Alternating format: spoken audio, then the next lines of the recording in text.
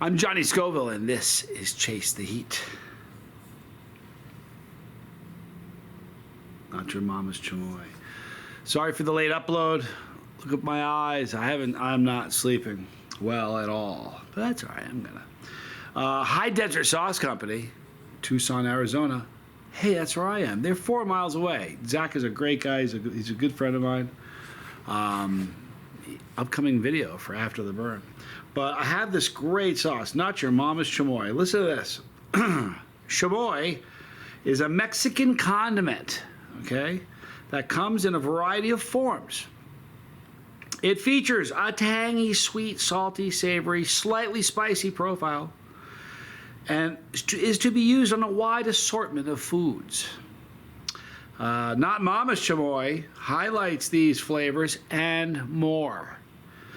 We sourced the best honey money can buy and added the feared 7-pot douglas for the brow sweat burn you crave. The 7-pot douglas is a wicked hot pepper. It really is. It's one of those weird peppers. And I don't think it ever got enough credit. You know what I mean? Enough recognition. It's a wicked hot pepper. Anyway, we recommend you drizzle, not your mama's chamoy, on your pancakes, douse your pulled pork, smother a peanut butter sandwich, glaze. That sounds so good. Does that not sound good on a peanut butter sandwich? Glaze a ham or use it as a topping on your favorite ice cream. Boy, I tell you what. You want to know why it would be a great topping on all those things? Here's why. First ingredient, raspberries. One of my favorite things is my favorite berry. In fact, yeah, my favorite berry. As I said, I did a collab in the past, and the first thing they said was, what do you like? I'm like, raspberry, let's do it. So there you have it.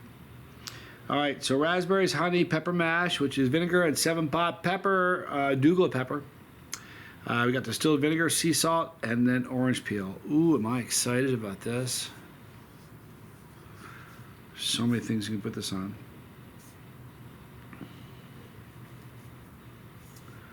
This label off. Ooh, am I excited about this.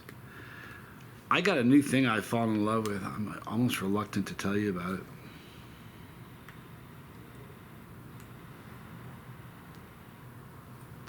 Can't get this thing open.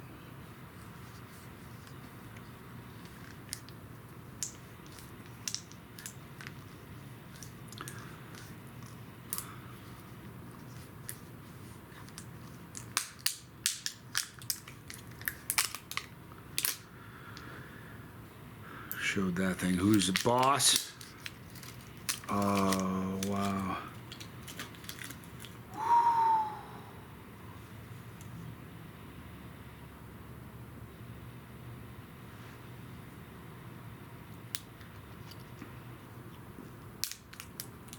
Like, this has potential to be a favorite of mine. Like, just, if nothing else, just because of the aroma. This should be, I mean, raspberries. It really, golly, you ever get one of these? I'm trying to flick it off, the thing is stuck to me.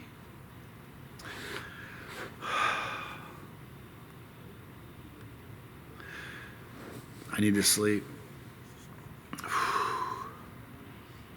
The aroma on this is so, you could make the perfume out of this.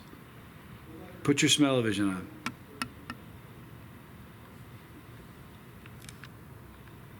All right, that's a smell. If you have Smell-Vision, the original. Here's the Smell-Vision 2.0. Is that amazing? And if you have the Smell-Vision 3.0, you can smell it from here. Oh, the raspberry is amazing. It just smells like raspberry. That's all I'm getting. I'm not really getting the orange, but it's just, well, here, if you think about it, all you really have is raspberries, some honey, and orange peel. Peppers, a little bit of vinegar and salt. That's it. So, man, my mouth is watering for this. I'm gonna give it a good shake. All right. Wow, you can see the seed. Look at this. Let me show you this. It's very. If you look, I don't know if you'll pick it up. Right here, you can see seeds, the raspberry seeds in there. Wicked excited to taste this. All right, here we go. The pour is beautiful. All right, this is from High Desert Sauce Company, Not Your Mama's Chamoy. I'm Johnny Scoville, and this is Chase the Heat. Oh, man.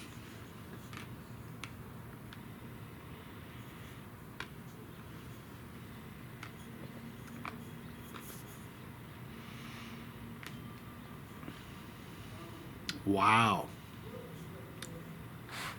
This is going on peanut butter today for lunch. And it's going to go on ice cream tonight. This, you know what? Somebody's going to say, why aren't you using a spoon? Because I don't want to taste a spoon. Believe it or not, if you use a spoon, it imparts a flavor. My hand won't. I'm using my anatomical snuff box, people. This is amazing. Now, here's the thing. You taste them.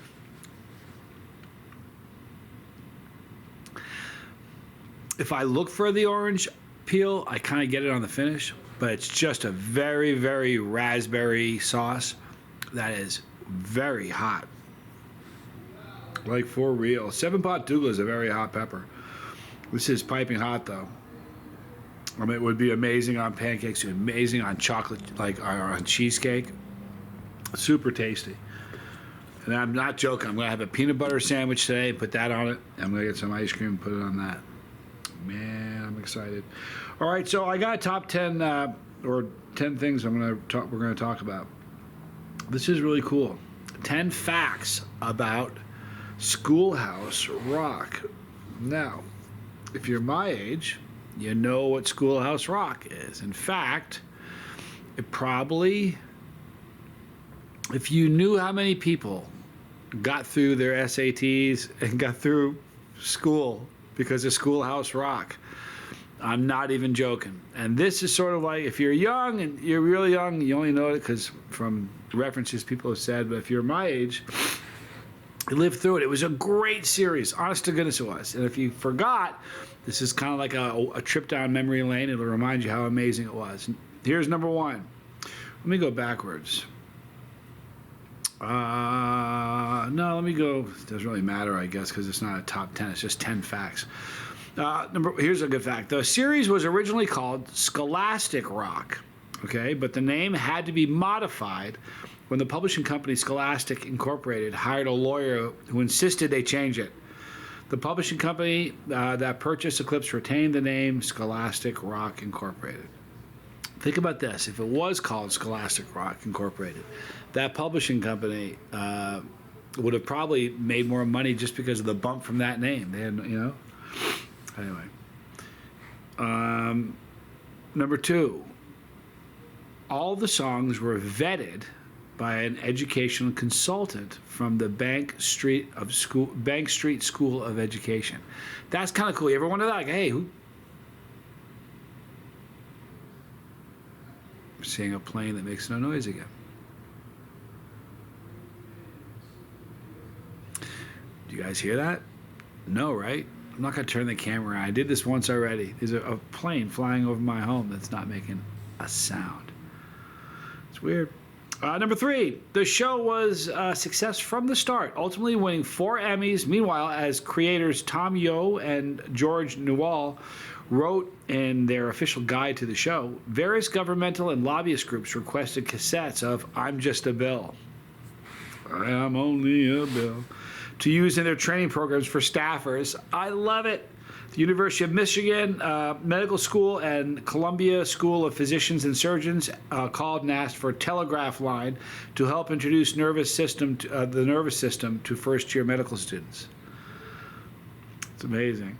Number 4, the idea of the show first occurred to David B. McCall, then president of McCaffrey and McCall Advertising, while he was on vacation with his family at a dude ranch in Wyoming. His son was struggling to learn the multiplication tables, but McCall noticed he had no trouble at all memorizing Rolling Stone lyrics. Upon return to the office, he called on the jazz pianist Bob Doro to compose the jingle about mathematics. Doro wrote, 3 is a magic number. And the team, along with Yo, who drew the storyboards, presented the idea to Michael Eisner, then vice president for children's programming at ABC. Eisner bought the cartoon rights then and there on the spot. Pretty cool. Number 5, Duro, who wrote the song, the music and lyrics, who wrote and performed many of the songs during the series run, received Grammy nominations for Multiplication Rock, another classic, which was released as a record in 1973 by Capitol Records, featuring songs about the multiplication tables 2 through 12. That's so cool. Number 6, in the song Lucky 7 Samson, the titular rabbit skips past a graffiti-filled wall. If you look closely, what's written are all the references for people who worked on the cartoon. Chunky Phil, for example, is an animation director, Phil Kimmelman. Similarly, the preamble, all the names in the voting booth are people who worked on the song. Animator Sal Filiassi had ultimate control over who the cartoon characters voted for. So naturally, they voted for him and director George Kanata.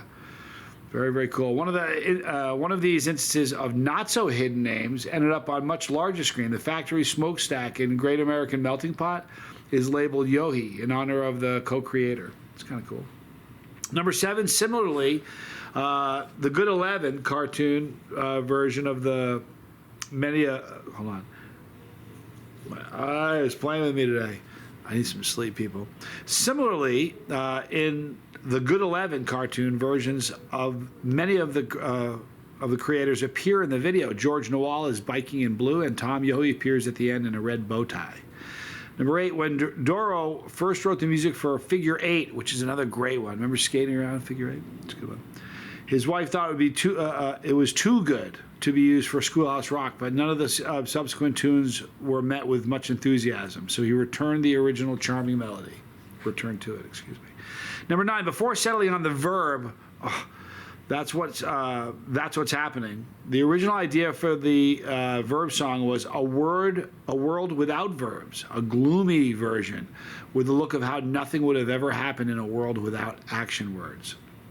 Imagine that. It's a dark way to look at it. And the last one, in Lolly, Lolly, Lolly, get your adverbs here. We all know that. You're all singing it right now. The old ones, like me, are singing it. Lolly, Lolly, Lolly, get your adverbs here. Lolly, Lolly, Lolly, get your adverbs here. All 3 generations of adverbs merchants are voiced by Duro, and his vocals were sped up to achieve higher pitches. Oh, cool. That makes sense. And if you've heard it, you know what I'm talking about. So, Schoolhouse Rock. I remember, I kid you not, doing the SATs. True story. I took it twice, because the first time I took it, didn't like the results so much. Second time I took it was the morning, was it the morning of, or the day after? Or the day before, I mean. It was the day before, maybe it was the morning of, my last football game, my last home football game. I wasn't thinking about school, but anyway, I remember sitting in that classroom doing my SATs, and I remember singing some of those songs in my head to get some of the information. No joke. But it's brilliant. Put a comment in there if you remember Schoolhouse Rock, what your favorite was. I'll be on tonight after the burn with David Foy from Blazing Foods. Don't miss it. You will see, man, honest to God, I'm telling you, rarely do I say this, buy this sauce. Buy this. Oh, I didn't talk about the heat. Wicked hot. All right. It says extra hot. No joke. It is really hot. If you're a non-chili head, you won't like it. I mean, if you put it on ice cream and really little bit of it, the ice cream would diffuse a lot of the heat, and you'd be able to do it. But it's really hot. Any other way, it'd probably be too much. If you're a chili head, this is a 7 or 8. This is a piping hot sauce, but stupid tasty. Buy this. Not joking. You'll be happy. And if you buy this, or if you've had it, gosh, if you've already had this, you have to go to the comment section, leave a comment, so somebody who's sitting on the fence goes, oh yeah, I get it. But trust me, you will not be disappointed. It's a very hot sauce. You'll find him in the description box. Have a good day. I'm Johnny Scoville, and this was Chase the Heat.